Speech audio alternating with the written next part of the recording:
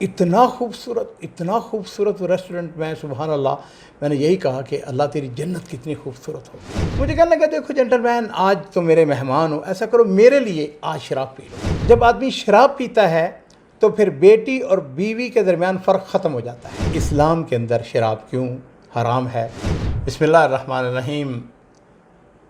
محترم ناظرین اکرام، میں نے چائنا کے حوالے سے اپنی یادداشتیں بیان کرنی شروع کیں تو نمبو کے اندر ایک بڑا خوبصورت واقعہ پیش آیا۔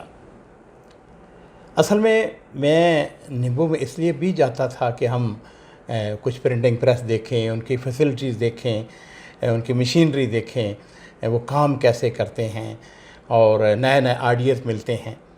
جیسا کہ میں نے کئی دفعہ اپنے نوجوانوں سے یہ بات کہی ہے کہ ہمیشہ مینوفیکچرر کے پاس جایا کریں، اس کا آپ کا ویژن کھلے گا، آپ کو پتہ چلے گا کہ لوگ کس طرح کام کر رہے ہیں۔ تو میری ایک عادت تھی کہ میں جب جاتا تو نمبو میں، چونکہ یونس پول وہ میرے بچوں کی طرح تھا، میرے چھوٹے بھائی کی طرح تھا، تو اس کا دفتر ماشاءاللہ بہت بڑا دفتر تھا اس کا اپنا، جس میں کئی اس کی لڑکیاں جو اس کی موظفات تھیں وہ کام کرتی تھیں، اور سارا دن مختلف دنیا کے حصوں سے ان کے پاس آرڈر آتے رہتے تھے۔ زیادہ تر وہ اسٹیشنری کا کام کرتے تھے، لیکن بہرحال بکس کا کام بھی تھا۔ تو میں جب بھی جاتا اس کو میں کہتا کہ بھائی کوئی نہ کوئی پرنٹنگ پریس میرے تلاش کرو، میں جا کے اس کو دیکھنا چاہتا ہوں۔ خیر ایک دفعہ ایسا ہوا کہ وہ مجھے کہنے لگا کہ ایک بہت بڑا پرنٹنگ پریس ہے جو کہ کبھی اخبار چھاپا کرتا تھا، لیکن آج کل اخبارات آہستہ آہستہ ان کی ریڈرشپ کم ہو گئی ہے، جس طرح پاکستان کے اندر ہے۔ آپ کو یاد ہوگا آج سے صرف 10 سال پہلے اخبارات کتنے زیادہ تعداد میں چھپتے تھے اور ان کی کتنی سرکولیشن تھی۔ اسی طرح وہ کہنے لگا کہ وہ کمیونسٹ پارٹی کا ایک اخبار ہے، تو چلو اس پرنٹنگ پریس میں چلتے ہیں۔ میں نے کہا چلو۔ اتنا بڑا پرنٹنگ پریس کہ یعنی میں یہ کہہ سکتا ہوں کہ وہ 1.5 بلکہ اس سے بھی زیادہ کلومیٹر مربع کے اندر پھیلا ہوا تھا، بہت لمبا۔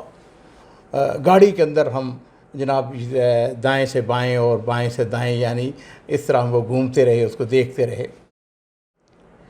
جس وقت ہم اس کے جو بگ باس تھا اس کے کمرے میں گئے تو واقعی بھائی بڑا ہی خوبصورت اس نے دفتر سجا کے رکھا ہوا تھا۔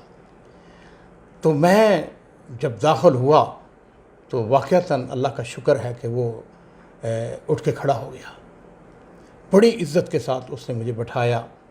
خیر اس کی سیکٹری فوری طور پر مان لی، وہ چائے لے کے آ گئی، باتیں شروع ہو گئیں۔ اس نے کہا کہ ایک زمانہ تھا کہ ہمارا یہ پرنٹنگ پریس، میں اگر یہ کہوں کہ 500,000 کاپی وہ چھاپتا تھا، بلکہ اس سے بھی زیادہ، تو کوئی تعجب والی بات نہیں۔ بہرحال اس نے ہمیں پرنٹنگ پریس، خود تو خیر وہ نہیں گیا، لیکن اس نے اپنے جو اس کے نیچے عملہ تھا اس کی ڈیوٹی لگائی۔ اس نے کہا کہ جاؤ ان کو پرنٹنگ پریس دکھاؤ، فیسلٹیز دکھاؤ۔ مجھے کہنے لگا کہ اس کے الفاظ میں کبھی نہیں بولا، مجھے کہنے لگا بس ہمیں کام چاہیے، اس لیے کہ ہمارے پاس مشینری بے حد بہت بڑی مشینری ہمارے پاس موجود ہے، عملہ ہمارے پاس موجود ہے۔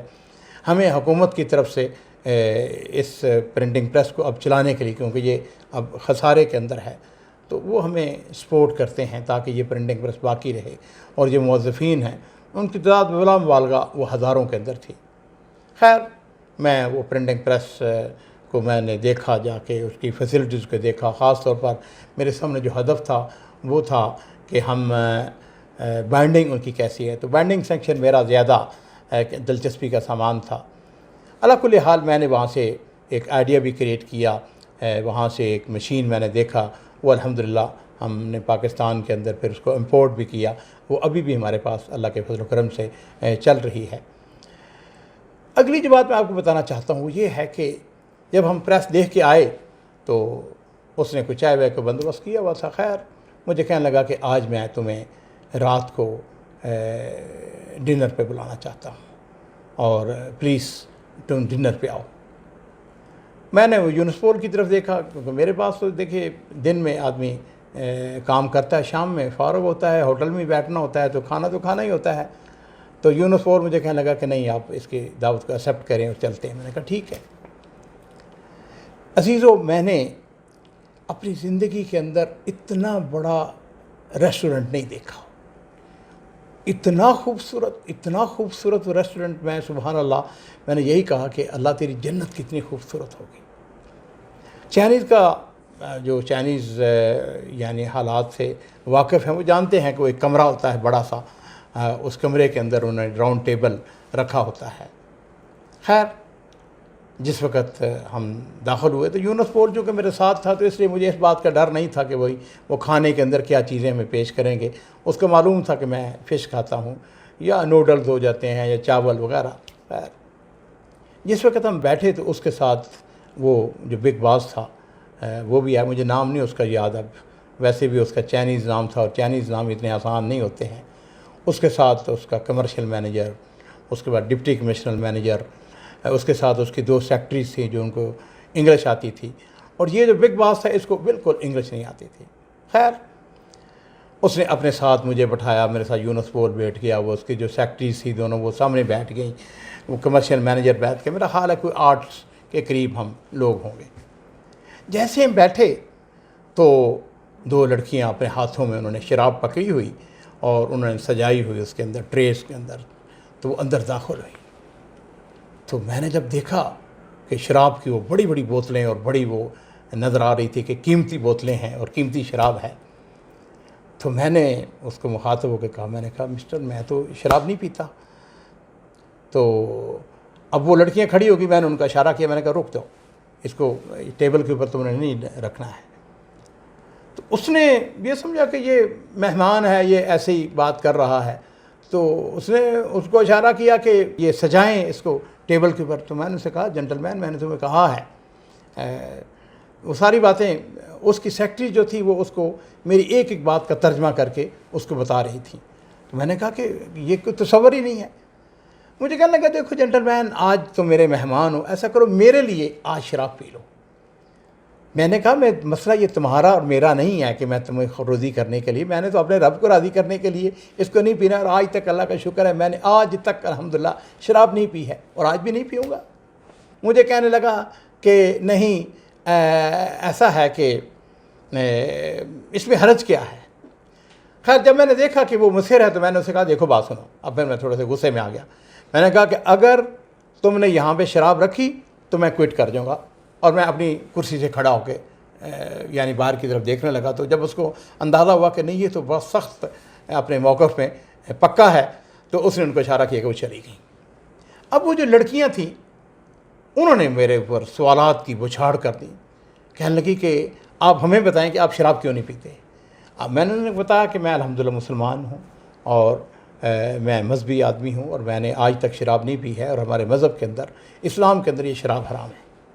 اب ان کا سوال تھا, کہنے لگی کہ آپ شراب کیوں نہیں پیتے. میں نے لڑکیوں سے پوچھا, میں نے کہا جی تم مجھے یہ بتاؤ, بڑی پڑھی لکھی تھی اور ان کی انگلش بہت اچھی تھی. میں نے کہا کہ تم بتاؤ تم شراب پیتی ہو. دونوں نے جواب دیا کہ نہیں. میں نے کہا اچھا یہ بتاؤ زندگی میں تم نے کتنی دفعہ شراب پی ہے. اب وہ ایک دوسرے کو دیکھ کے کہنے لگی کہ شاید جب کرسمس ہوتی ہے تو اس دن ہم تھوڑی سی وہ پی لیتی ہیں اور اس کے علاوہ ہم نہیں پیتی. میں نے کہا عام دنوں میں کیوں نہیں پیتی. ایک نے بہانہ لگایا, اس نے کہا کہ میڈیکلی طور پر یہ بات جو ہے وہ ٹھیک نہیں ہے, یہ شراب جو پیا ہے یہ صحت کے لیے درست نہیں ہے. میں نے اسے کہا دیکھو تم میری بیٹیوں کی طرح ہو, میں تمہیں بتاتا ہوں جب آدمی شراب پیتا ہے تو پھر بیٹی اور بیوی کے درمیان فرق ختم ہو جاتا ہے. پھر اس کو یہ نہیں پتہ چلتا کہ یہ میری بیوی ہے, یہ میری بیٹی ہے, یہ میری بہن ہے, یا میری ماں ہے, یا کون ہے. تو انہوں نے اس بات کی تصدیق کی, کہنے لگے آپ بالکل صحیح کہتے ہیں. تو میں نے کہا پھر میری بیٹیوں یہ مجھے بتاؤ کہ جس چیز کو پینے کے بعد آدمی نشے کے اندر چور ہو جاتا ہے, اپنے حواس باختہ ہو جاتا ہے, تو پھر اس کو چھوڑنا ہی چاہیے. اس دن انہوں نے مجھے برملا یہ بات کہی کہ آج ہمیں پہلی دفعہ پتہ چلا ہے کہ اسلام کے اندر شراب کیوں حرام ہے. اللہ کا شکر ہے کہ وہاں اللہ تعالیٰ نے مجھ کو موقع دیا اور میں نے اسلام کی حقانیت کے حوالے سے اللہ تعالیٰ کی پہچان, نبی کریم صلی اللہ علیہ وسلم کی پہچان, وہاں پہ جو اللہ نے مجھے توفیق دی وہ میں نے ان کو پیش کی, اور وہ ایک ایک جملہ میرا ٹرانسلیٹ کر کے ان کو اپنے بگ باس کو بتاتی رہیں. اللہ تعالیٰ سے میں یہ دعا کرتا ہوں کہ اللہ تعالیٰ ہمیں اس سے موقعوں پر استقامت نصیب فرمائے اور حق بات کہنے کی توفیق عطا فرمائے۔ وآخر دعوانا ان الحمد للہ رب العالمین۔